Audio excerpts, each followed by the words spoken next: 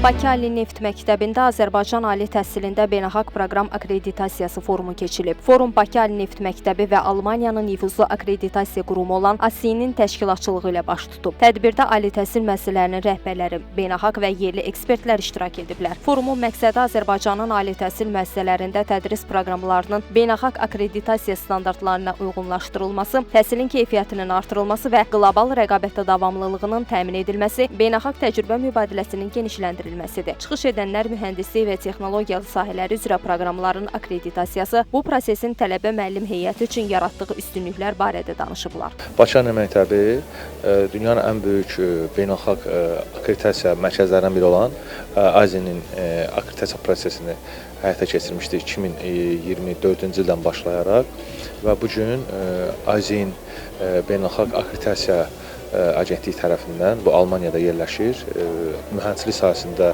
çox möhtəbər bir agentlikdir və bu agentliyin biz 11 proqram və 7 isə proqramın Avropa mühəndislik sertifikatı adlanır. 18 biz proqram sertifikatını qazandıq. Ali təhsil müəssisələrimizin bu istiqamətdə beynəlxalq müstəvidə proqramlarının tanınması istiqamətində bu kimi könüllü təşəbbüslərini təqdir edirik. Xüsusilə də məhz bu təşəbbüslərin ASİ kimi beynəlxalq akkreditasiyada öz sözünü demiş təsisatlar tərəfindən həyata keçirilməsini yüksək qiymətləndiririk.